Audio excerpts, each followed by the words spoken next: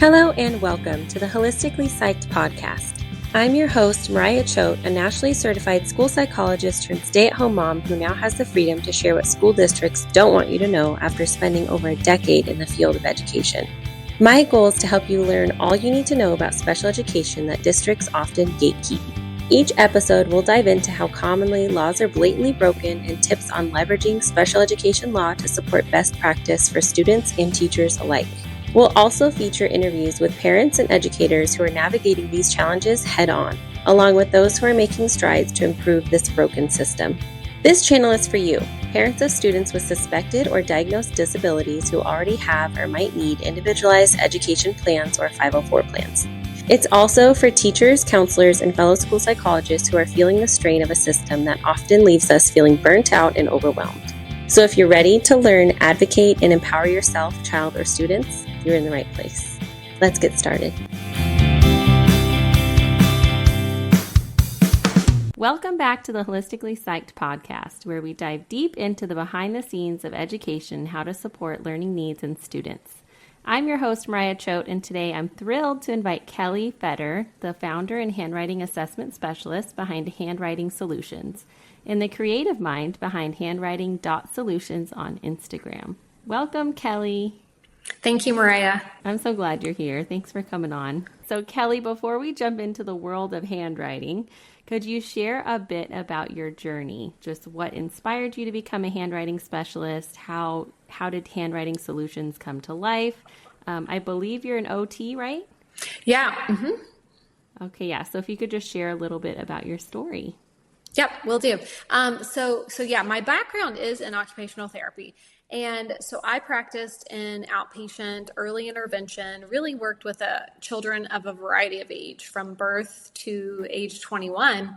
And that was what I did for many years. And then I had my daughter and life changes, right? And so I ended up taking an adjunct position at a college teaching occupational therapy and teaching pediatrics, kinesiology.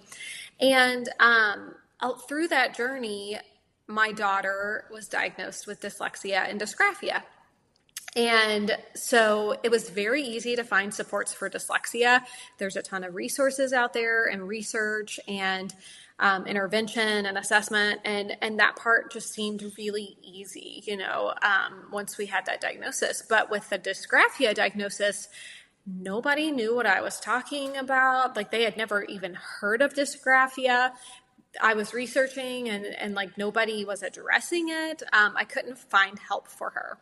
And so I just thought, okay, something's got to change here. And with the OT background, I had that neurological background and that medical model background, but I didn't really have that educational and that academic piece. So I really took it upon myself to learn and read and take any training and course that I could possibly find on dysgraphia. And I was able to help her through her difficulties and challenges with that. And then, of course, friends started to notice, and they asked, what was I doing? How, she doesn't look like she has dysgraphia anymore, kind of thing. And so I started helping families and friends of mine, really giving them that handwriting support. And the need just really came out of that. And so Handwriting Solutions was born, and we are just so happy to bridge that gap and serve these kids who are not getting served. Yeah, it's so interesting you mentioned that it was easier for you to find dyslexia support. So I've worked with a mom in Hawaii, and also I've gotten, hundreds of DMs about dyslexia. And it's funny you say it's easy when a lot of parents even find that difficult to find support for. So it makes me think, dysgraphia is even more so a rare thing to find support for. I can imagine that's really difficult. And how old was your daughter when she was diagnosed? So this is also, I know so many parents can relate to this part of my story too. I started seeing signs in kindergarten. And as so many parents do, they see the signs and the school does not acknowledge that. And so her school, which was even still a private school at that time, just didn't see the need. They're like, well, she's on target. So I went ahead and started some tutoring that summer between kindergarten and first grade with her. And of course, by the fall of first grade, then they acknowledged that gap that was starting to happen. But, in hindsight, I'm like, thank goodness I was aware and noticed the struggle already, or else we would have been even further behind. And so then she ended up getting that diagnosis right around winter of first grade. And then we immediately began remediation for the dyslexia component the spring of first grade. And now she's in sixth grade. So. Oh, wow. So it's been a sweet, long journey. And you said that some of your friends are saying, or like at the time they were saying, wow, it seems like she doesn't even have those struggles anymore. Yeah. It just goes to show how that explicit, systematic remediation, and I know we'll touch on a lot of that today. Yeah. But it just goes to show that quality support makes all the difference, as well as that early intervention. I think, again, if we had just that wait and see approach that so many people suggest, I think our journey would look a lot different. And that's not to say that we don't still struggle. We are currently undergoing an updated neuropsych evaluation, just to get some further information on her. And as you know, Mariah, it's encouraged to get those every 3 years or so, because your kids grow and they change a lot. And so the journey doesn't end, we've come a long way, but we still, you don't outgrow dyslexia or dysgraphia. You just remediate and accommodate. I love that you shared that. And you mentioned you're getting a neuropsych eval right now. So was it a neuropsychologist that originally diagnosed her? So it actually was an educational tutor. She had her doctorate degree, but she wasn't actually a psychologist.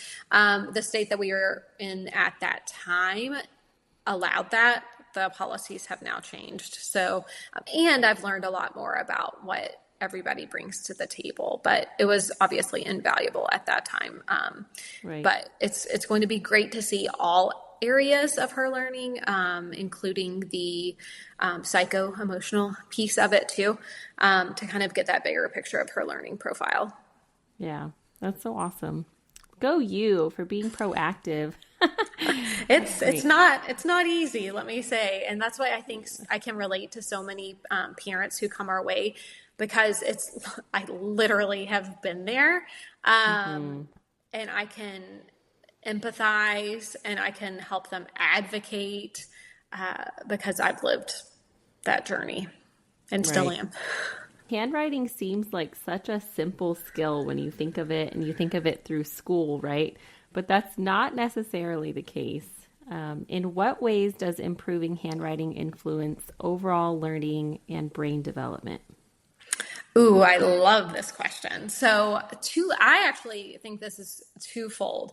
Number one, handwriting is not a simple skill. It feels simple because we as adults have mastered it. And so I can grab a pen and write and don't even really have to think about it. But when you are initially learning how to write, it is so complex. There's so many systems that are having to work together. Obviously, your neurological pieces with the language centers, your motor components with your hand, and motor planning and coordination and dexterity. And then of course your eyes. Your eyes are a big part of writing. There's sensory components to handwriting. So all of these neurological and motor pieces have to happen in order for a child to even begin to write a single letter. And we forget that. We forget just how hard it is. And I think especially in this day and age, it's even more forgotten because there's so many other standards and, curriculum and all of that. So we just kind of think, oh, they'll pick it up as they go. And so what we end up seeing is kids are just drawing the letters, or, there is no automaticity and fluency in that. But why is handwriting still important? I think that's kind of what that question also alluded to, and how it stimulates brain development and literacy is there's research out there that explicitly shows, like they've done fMRI scans on individuals when they write by hand versus when they type, or use alternative means of communication.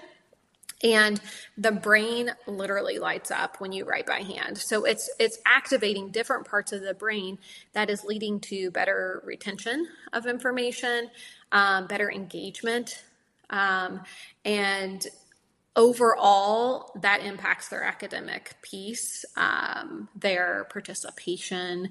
And so it leads to all of these better outcomes when we are writing by hand, as well as there's a link to writing by hand and reading.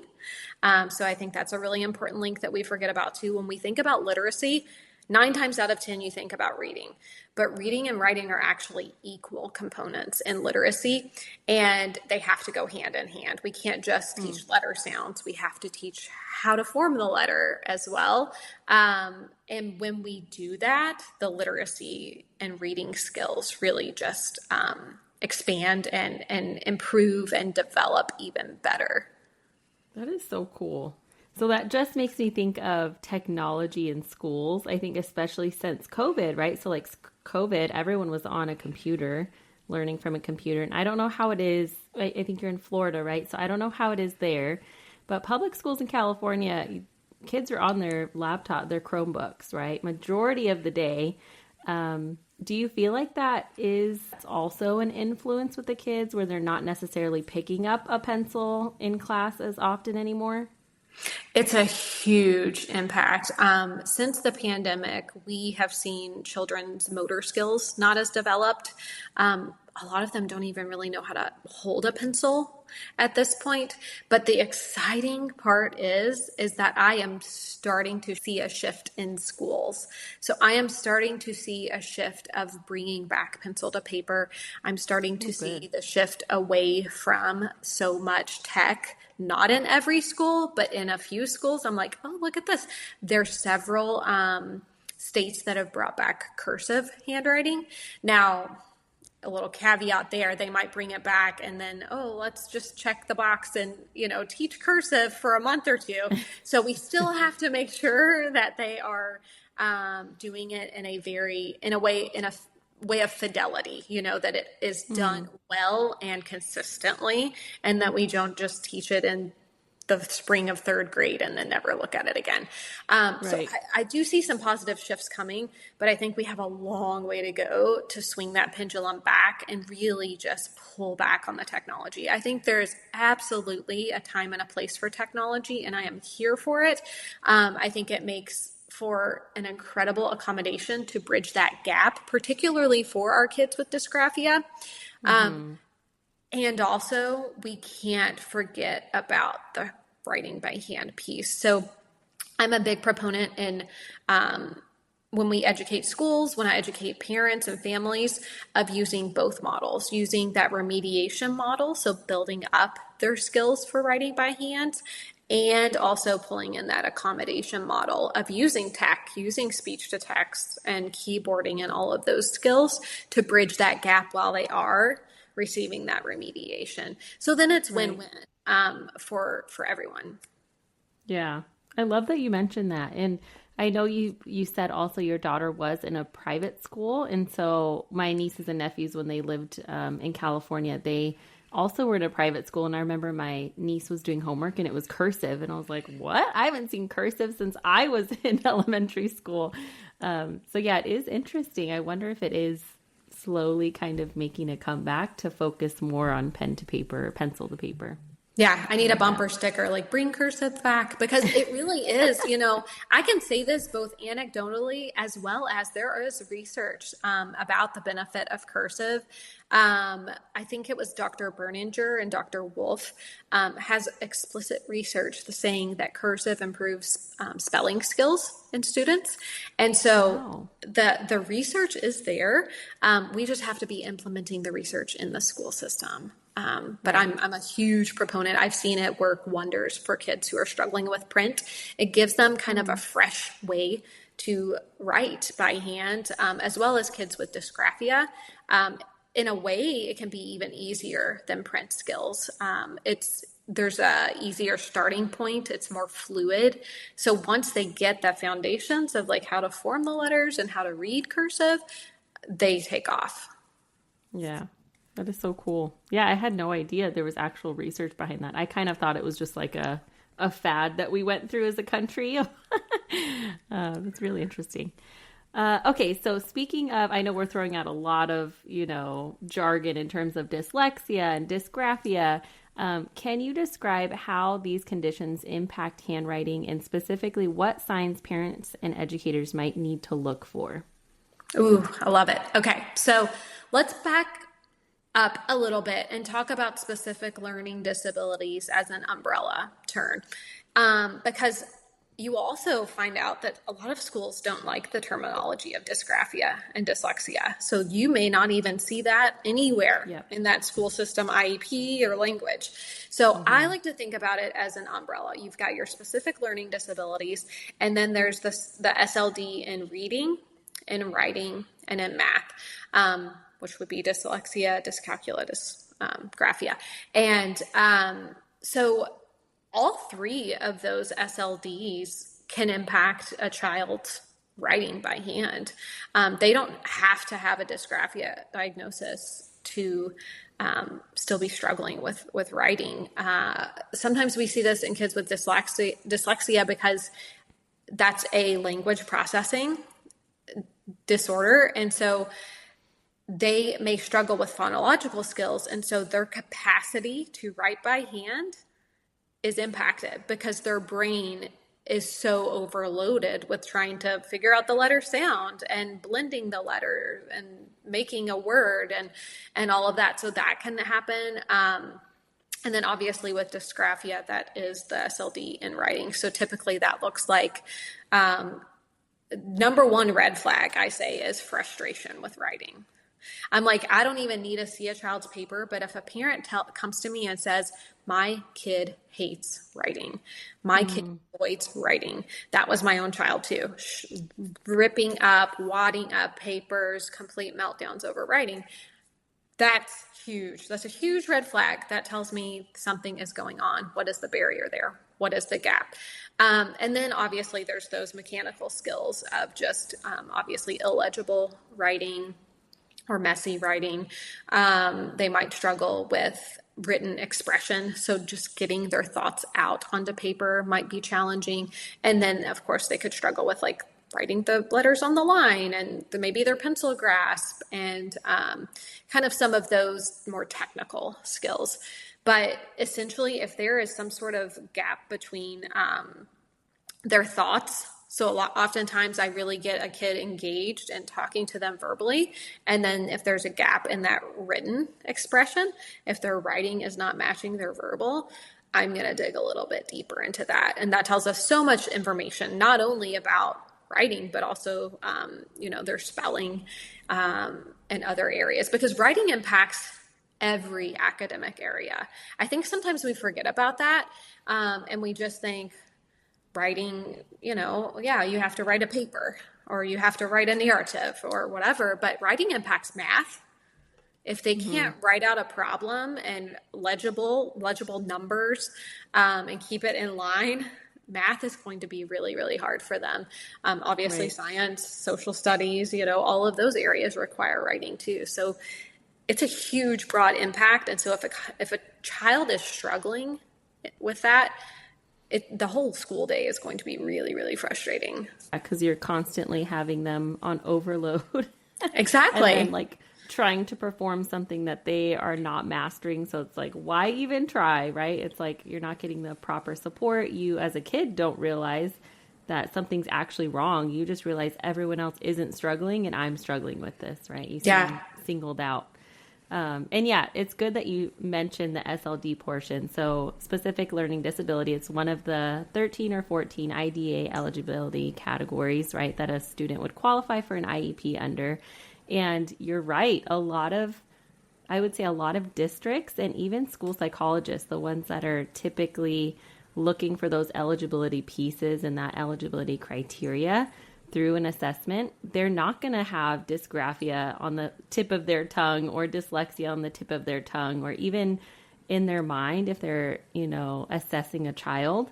They're just going to see, yeah, okay, they're struggling. And I know a lot of districts still use the discrepancy approach for SLD. So it's just, okay, your cognitive score is, discrepant from your academic score. There's a big gap. So yeah, you need support, but there's no tailored support specific to what the child might be struggling with, which might be dysgraphia or might be dyslexia.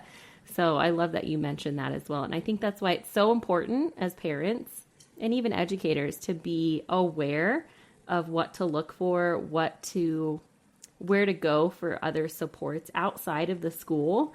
Because, yeah, it's not always going to happen in the school system, right? Right. And it's so important for parents to educate themselves on this. I think there is starting to be more resources for that dysgraphia piece. Dysgraphia Life, shout out to them for providing some amazing free content on their website.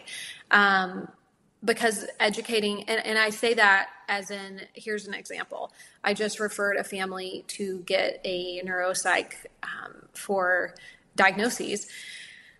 And the neuropsych said that they would test for dyslexia, but that they don't test for dysgraphia. And that's on the OT.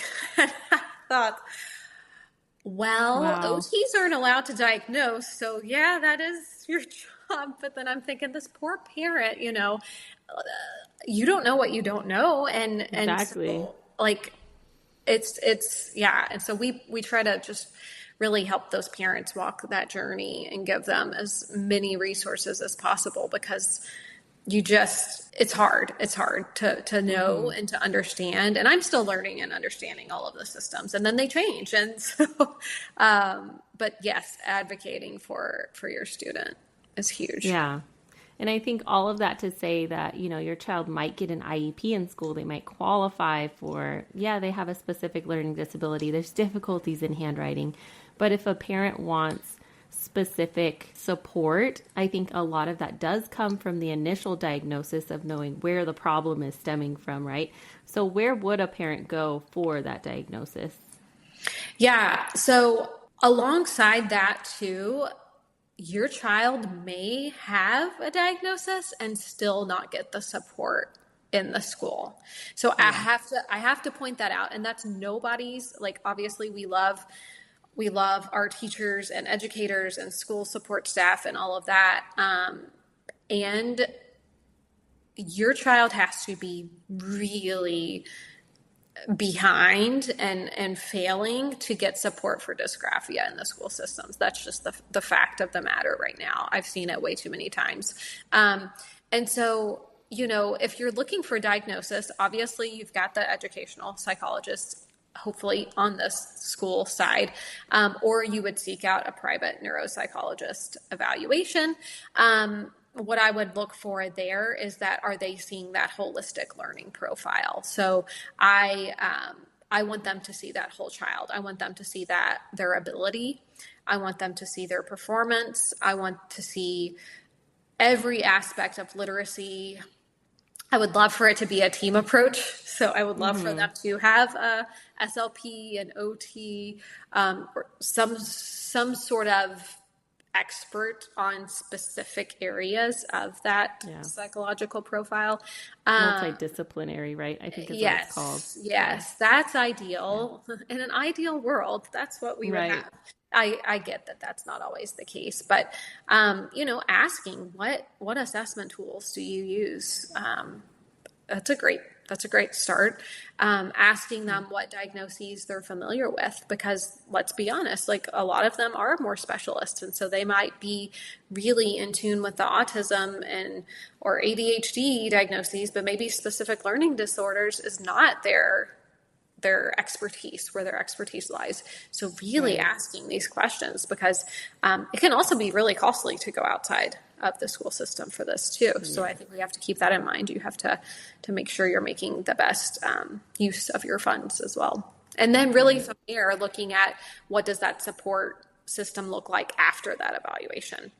because sometimes kids get evaluated and diagnosed, and then the parents just left there and they're like, what do I do? So then start building up that team from that. Maybe they do need occupational therapy or speech therapy. Maybe they need reading intervention, spelling intervention, handwriting intervention, which looks a lot different than your traditional OT. A lot of our kids that we work with have had OT in the past. And then they come to us. So maybe they haven't made the gains that they really wanted to make in OT, or they're doing it conjunctly. So maybe the occupational therapist is working on more like sensory or motor skills, but we are explicitly addressing the handwriting and dysgraphia pieces. So it, just kind of digging into your kid's profile with with what their needs are, as well as leveraging their strengths too. I love coming I love, like, that's my favorite thing, is to look through that evaluation, that diagnostic evaluation, and seeing like, whoa, your visual spatial skills are incredible. We're going to leverage that in our sessions, or whatever their strengths may be. That's such a key piece, is having a holistic assessment. I think it's so important for you, like you said.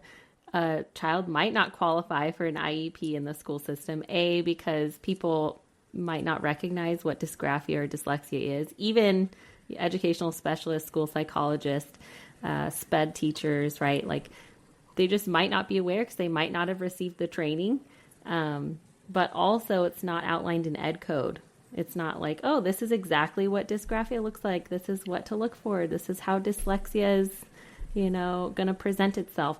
I do have, and this is why I talk so extensively with parents and educators about this process, is looking at specific eligibility criteria, but going past that to go, okay, what does that actually look like in a case-by-case scenario? So with a kid that's a sixth grader that's struggling with phonemic awareness, what is that going to look like? And how is that maybe an indicator of dyslexia?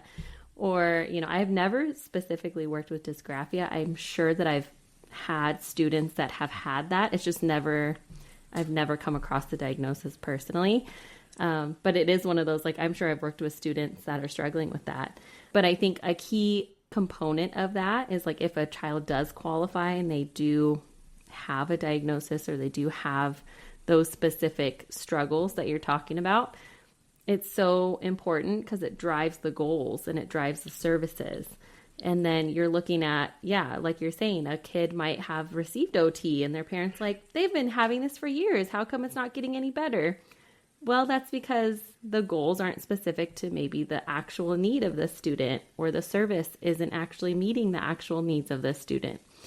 So it's hard. Yeah. It is hard. It's a journey. And then again, as I mentioned before, needs change. And so, we work with pre-K kiddos, and we work with adults and college age students and high school students, and their needs can be drastically different. And to ensure, I think that's why I love that you said the holistic piece. What we do is so individualized, because we cannot get the progress and the success that we want if we just use a blanket prescribed formula. So the individualization piece is a huge component of meeting that child where they are and then taking them to the next level. Yeah, I totally agree with that. So what are some common misconceptions about dyslexia and dysgraphia in relation to handwriting? I think number one, that they'll outgrow it. They won't. It's a neurological condition. You can remediate and accommodate all day long, but yes, it will not be outgrown. And I say that with quotes.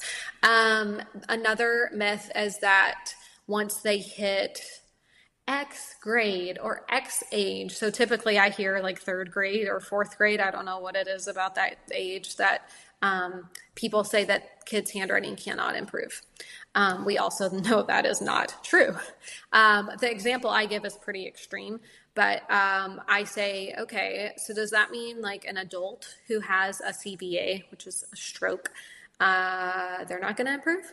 So that's damage to the brain But we don't just say, sorry, you had a stroke. No, we do therapy with them, and we do tutoring with them and remediation, and they often need to work on their handwriting too. And so it kind of is more of a rehab model in that case. But I guess the point is your brain is plastic, and so your brain can and will grow if given the right opportunity and the right instruction and remediation. So that one really, I would get on my soapbox on that one, because it is so frustrating when I hear, and I hear it a lot, schools say, oh, they're in third grade. That's about as good as it's going to get. Here's a computer. And it's frustrating because, number one, they can improve and will improve. Number two, keyboarding is challenging too.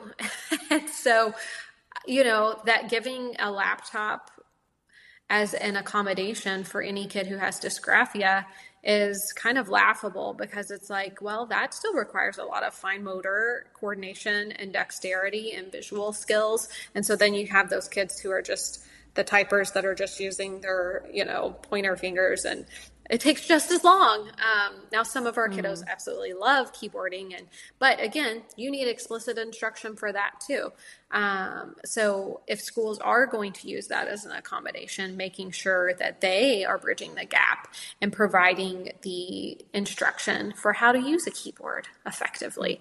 So yeah, those are probably like the two like glaring ones that I come across. I'm sure that does sound very frustrating. And it sounds hopeless to parents, right? Of like, well, they're just going to struggle with this. That's exactly it. Yeah. Like, sorry. And basically, I just feel like that's saying, we really don't know how to help your kid. So this is the easiest thing that we can do right now.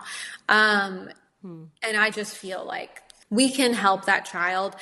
And even if they're not, I also get, like, I've worked with kids who have trauma from writing because it was pushed too hard and in a inappropriate manner. And so I get that too. Like, it has to be, there's got to be a motivation piece with that child as well. But typically by the time they reach that point where they're like, this is really impacting my day-to-day, they're motivated. And I think they see the quick wins with what we do.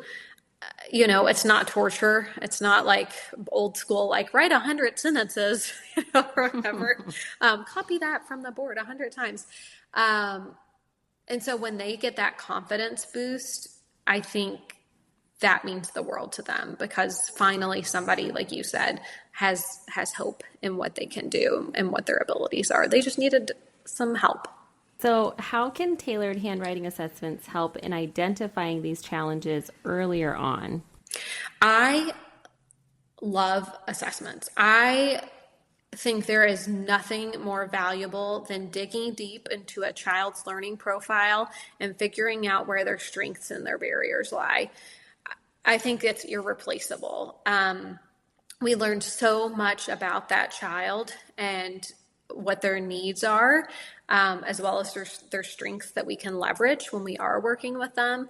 And the better picture that we get of their profile, the better we can implement a plan and programming in order to help them. So really just seeing that big picture and helping that individual child meet their goals. I definitely feel the same way about assessments, even in the school system. But I think a key part is the holistic approach to that. Because if you're just looking at, one small slice of the pie, it's just not super helpful when you're talking about driving the services that child needs, or the plan that child needs to benefit and grow and have the support they are requiring to make progress. So yeah, it's interesting. You love assessment too. I love that. Yeah. And I think too, I also love, like I said, I ask for the neuropsych evaluation. I ask for any documentation. I want to see their IEP. If they're working with any other therapists or tutors, I want to know what they're doing too. And I want to talk with them and say, this is what's working for us. We can carry over what's working for you. Having that team approach is invaluable. And I think it makes the family feel like cared for and understood, and that everybody's kind of on the same team. So now that I'm thinking about assessment, so you provide, I'm assuming, like a battery of assessments to your clients. But for the school system, there's only like one assessment that I ever remember really giving for handwriting, and it's the Beery VMI. Is that something that you even recommend? Or like, I'm just thinking of school teams right now, thinking of, okay, how can we have, let's imagine you give the Beery VMI. Is it very common for that to be like an inflated score, even for a student that has dysgraphia? Yeah, so I'm very familiar with that assessment. We actually don't use that for our evaluations, though. Yeah. It's a great assessment for visual motor skills, but that's just one component of handwriting. And you're exactly right. It can be inflated because it doesn't, they're writing different, copying different shapes and lines. So all of it is copy skill, which we know in the real world, we're not always copying. No. And then also it's never actually letters, which there's something different happens in our brains when we write letters versus when we just are drawing. A lot of our kids with dysgraphia are actually really excellent. Like they doodle and they draw and they can draw, they're artistic, they're creative, their brains are just, and so they can have just incredible gifts and strengths in that area and yet can't write like the alphabet. And so there's a connection that happens in that language center of the brain when we write letters. And so the VMI doesn't always capture that. So yeah, I use kind of more of a proprietary blend of assessments to really figure out, because I'm like, I get the point of standardized assessments, absolutely, for qualifying and all of that. But for me, I'm like, I need assessments that will guide us with remediation and programming. I need some very functional assessments. And so that's our biggest goal. And then we also have a reading and spelling team now too, because we found that so many of our students who struggle with handwriting also struggle with spelling. And so we have a completely separate battery of assessments for that component as well, looking even further into, like you mentioned earlier, phonemic awareness, phonological skills, written expression and composition, and more of those reading, spelling type skills. But again, in order to formulate the plan for programming, not necessarily to qualify as schools. And I think that looks a little different. Right. Yeah, I think so too. And a student would really have to be struggling in order to show a deficit or a weakness in that area, even through like the school system's learning profile. So I just think it's so important for teams and parents to hear that, because you are going to get a different assessment focus depending on where you go. So speaking of the successes, I love that you have that strengths-based approach. I definitely hear you talking about that often. So could you share a success story or an example where a focused handwriting intervention made a significant difference for someone dealing with these challenges? I mean, I know this is probably going to sound cliche, but I want every single kid that comes our way to be a success story. I mean, that is ultimately the goal. Like, I don't want them to come to our program and leave feeling underwhelmed or like they didn't make progress or anything. So literally every kid should be a success story. Oh, I love that. Yeah, and again, it's probably because that's my own child struggles through all of this too. So, we have worked with high school students, middle school students.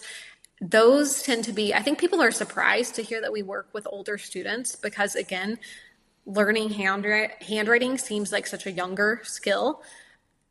And yet we know that remediation can happen at any age. And so for me, it's really magical to see those older students, 7th, 8th. Like I said, we had a 22-year-old. So seeing their progress and growth and confidence is just worth everything. And I think that's the number one thing. We always interview our parents and ask them, what's the number one thing that you see in your child's growth? after our programming. And of course, oh, their handwriting is improved. Well, yeah, I would hope so. But it's the confidence. They're like, my kid loves to write now. Or with our reading and spelling, like they love to read now. And they feel good about it. They're not embarrassed anymore or whatever. So it feels kind of like counterintuitive in a way of like, well, yeah, of course they're, more confident. Their handwriting is improved. But like, to me, that's like the number one piece. But then also what's really cool is then working with those early learners, those kids that are in kindergarten that you can literally, like, I can see their life in 5 years if they don't get the help that they need right now. And so they get it, and they get it so much quicker than it would be too when you're addressing a kindergartner versus a fifth grader. It's going to take a little bit longer for that fifth grader. But when we can get that early intervention and build those skills up, it will not even be a thing in fifth grade for them because they have that solid foundation. Which is great. That's literally what your daughter is living through right now. Like, how cool is that? Yeah. That's awesome. Yeah. Oh, that's true. Yeah. Full circle. Yeah. I love that. That is really cool.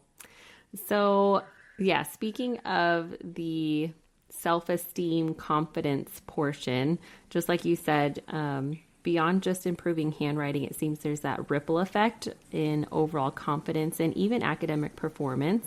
So in your view, how does improved handwriting actually impact the creative expression and the self-esteem of individuals?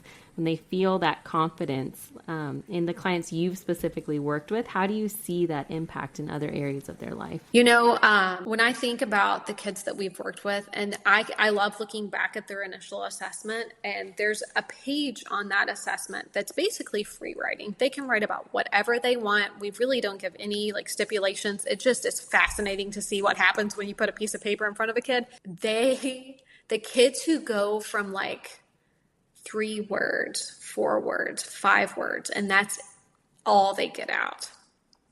And then we do this post assessment with them, and the whole page is filled out. And they're like, I wrote a book. I wrote a story. I'm writing a graphic novel right now. Oh, cool. That is like the coolest. So, and to me, that's like, basically, that's another word for like, I'm feeling good. I'm feeling confident, whatever. But like, that's how they show it.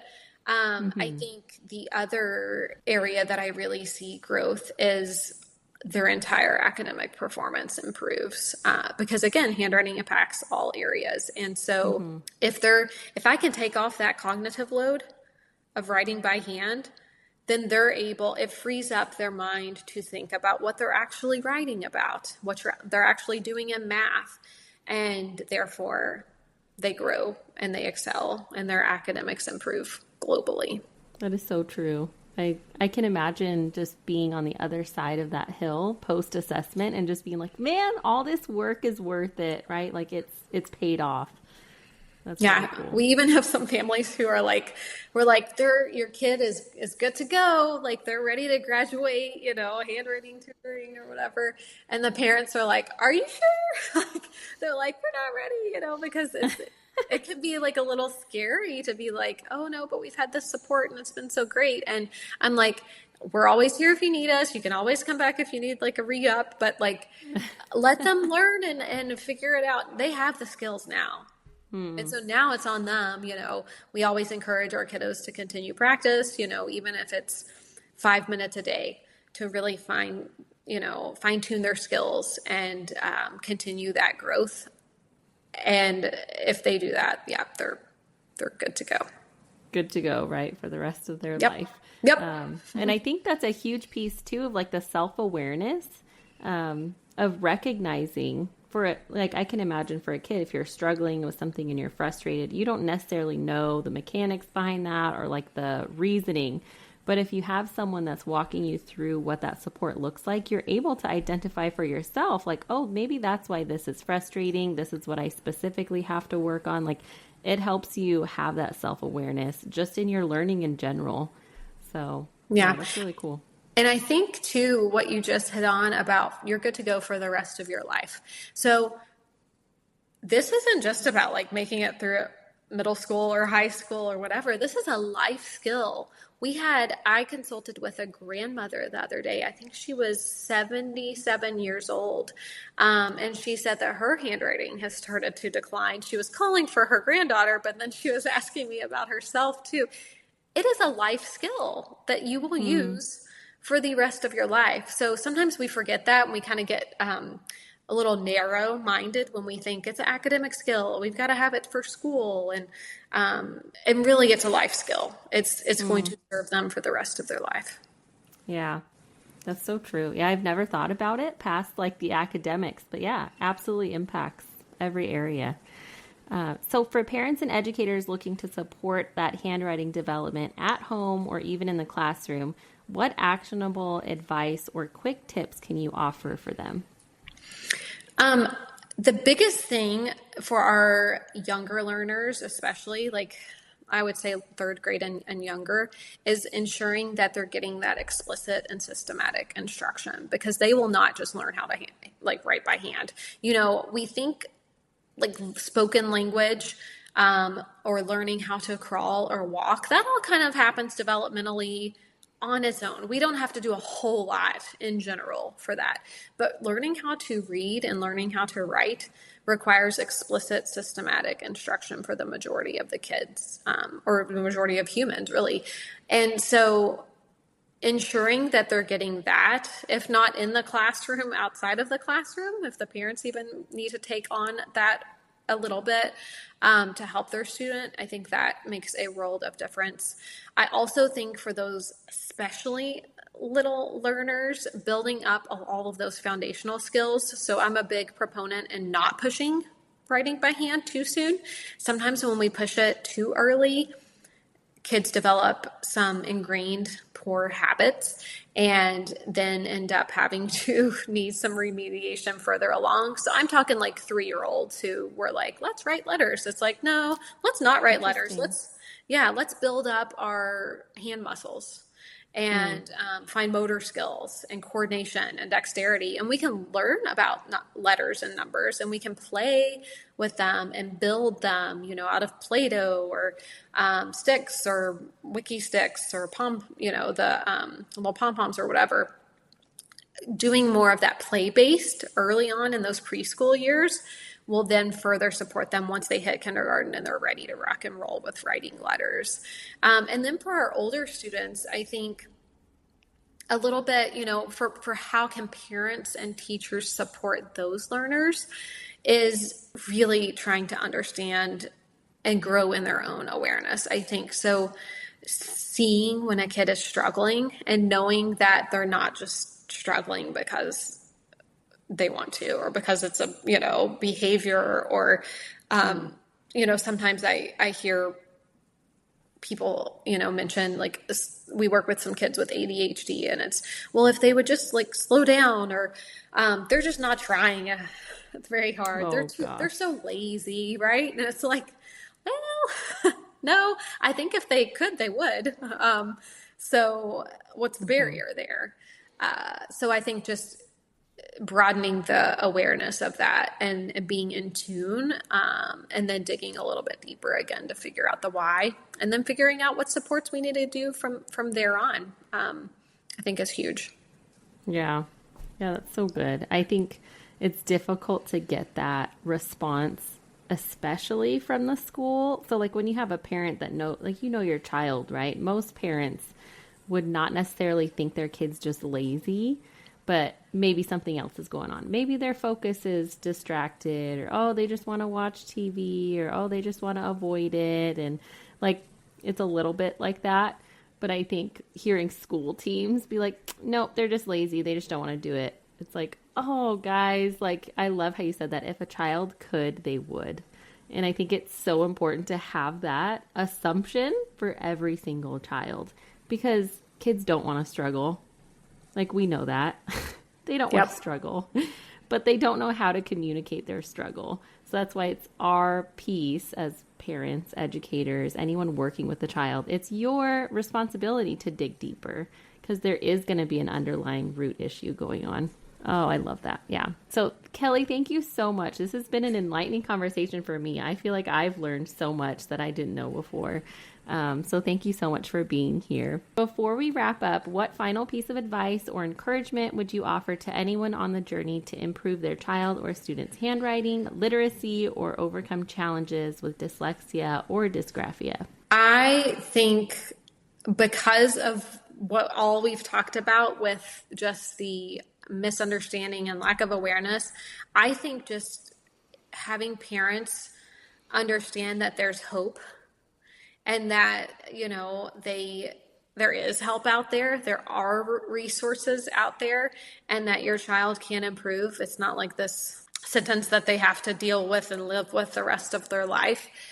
It's huge. I think it's so validating for parents to hear that, and to also have hope, and for their child too, to bring that message back home to their child. That's so true. There's always hope. I don't know where this assumption comes. I think it's called like the 3rd or 4th grade slump. I don't know if you've heard that. Mm-hmm. It's like, by like 3rd or 4th grade, if they didn't get those skills, better try next time, try next kid, right? Or whatever. It's like, that's not true. You can that's so hopeless. Have remediation.